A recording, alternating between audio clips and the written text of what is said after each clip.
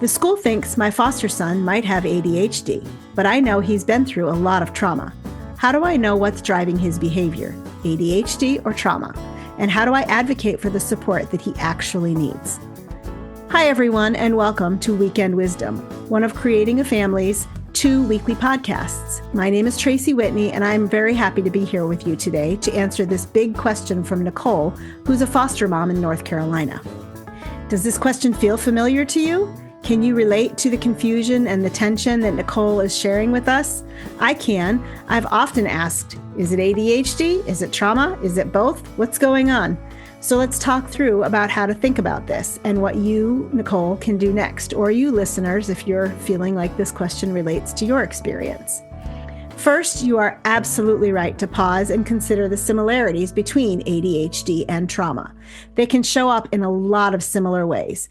Difficulty with focus, impulsivity, emotional outbursts, difficulty sitting still, struggles with transitions. Those are all common behaviors or manifestations of both ADHD and of trauma. But here's a key thought that can help guide your next steps with this kiddo. Behavior is communication.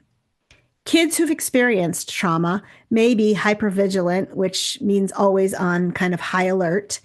They may be easily overwhelmed. They may react to input or stimuli around them or overreact to input and stimuli around them. And they may actually be reacting to triggers that we don't understand, we don't see, or we don't experience.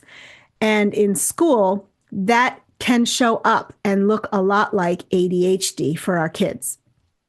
I would consider that this might not be an either or for you, Nicole, when you're thinking about your foster son. It could be both, because some kids truly have ADHD and a history of trauma. So kind of letting yourself off the hook a little bit, you can shift from trying to get the right label or the right diagnoses to understanding what supports and interventions will actually help your child function well and feel safe at home and in the classroom. So instead of asking, is this ADHD or trauma, you can try asking yourself, what does my child need to succeed in this environment? I'll link a few resources in our show notes that can help you ask this question and other questions that will help the school start to work with you also. The truth of the matter is that schools often focus only on behavior. So your goal is to understand what those underlying needs are, and then what's driving that behavior is that need. So for example, does your child need more structure? And he's acting out because he feels kind of loosey-goosey and nothing hemming him in. Does he need more movement breaks? Does he need a more predictable routine? Does he need visual support to see that routine? Does he need emotional regulation support? Does he need a stronger relationship with one single trusted, safe adult at school? When you can frame the questions this way, you move from trying to nail down, again, that right diagnosis to brainstorming the practical solutions that work for your child.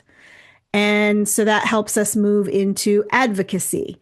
Your foster son's school may not be trained in trauma-informed practices and care, but you can help guide the conversation towards that. Here are a few phrases you can use that, in my experience, have been very helpful to getting schools on board with this conversation. So you can start by saying, given his history, I would like us to consider how trauma might be impacting his behavior in the classroom.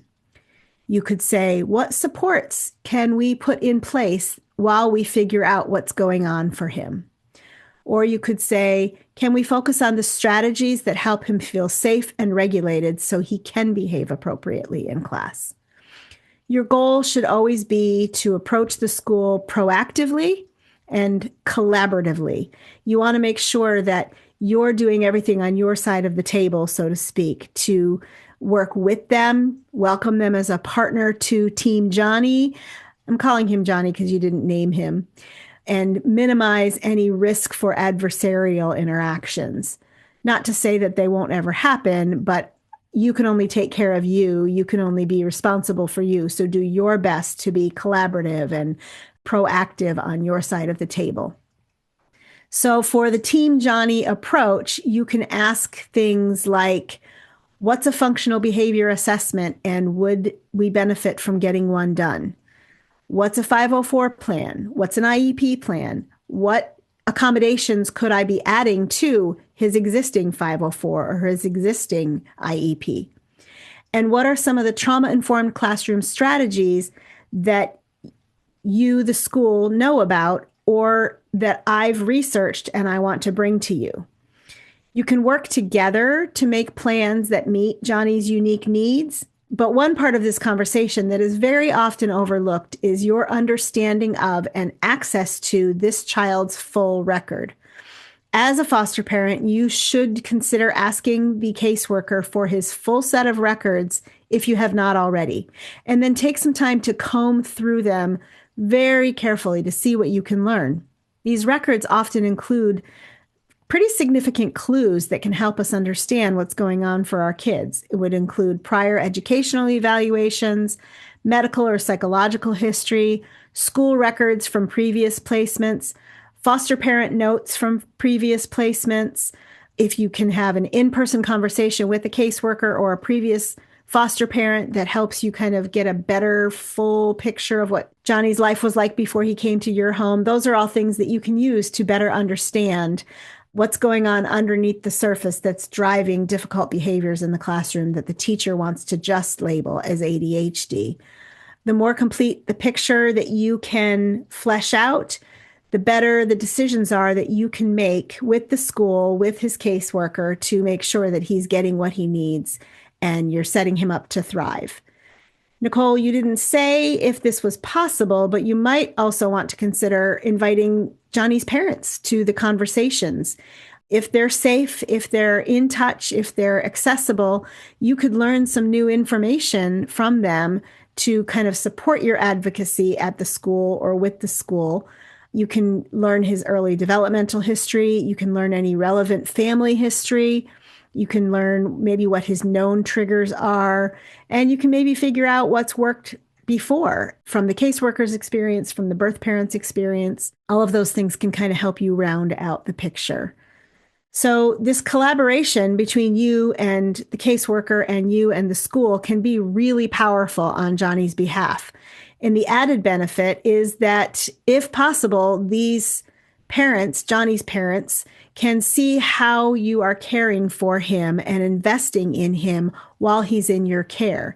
And it can make them feel much more reassured about the fact that he's in a safe place, even if he can't be with them. Another tip that might help you navigate and set this child up for success in the classroom is to consider what outside professionals might bring to the table as far as support and intervention and treatment. So you would be thinking about trauma-informed therapists.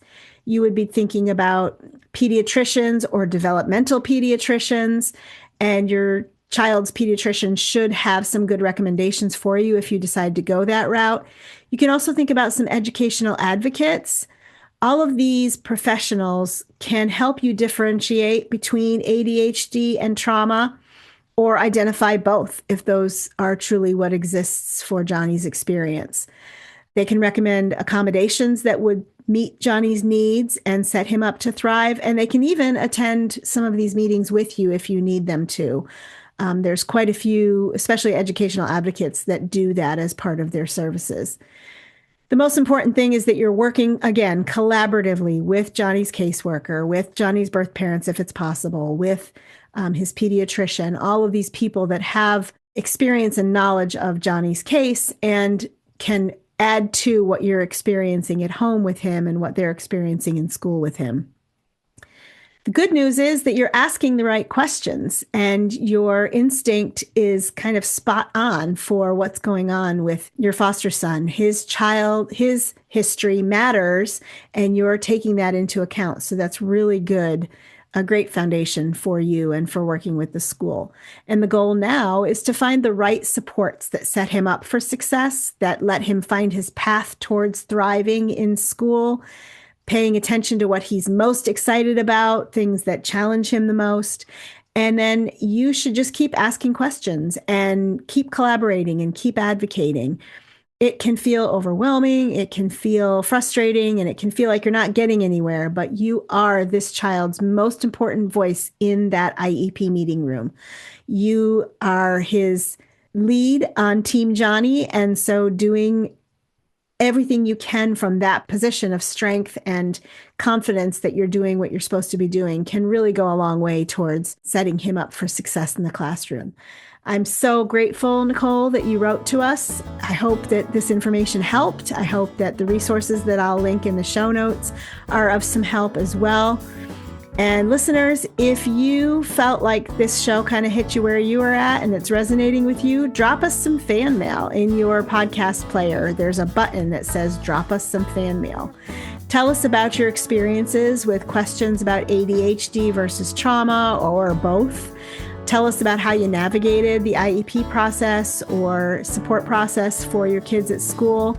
And it's also a great way to ask us about other topics that you'd like to hear about. We want to know how we're doing. So drop us some fan mail today.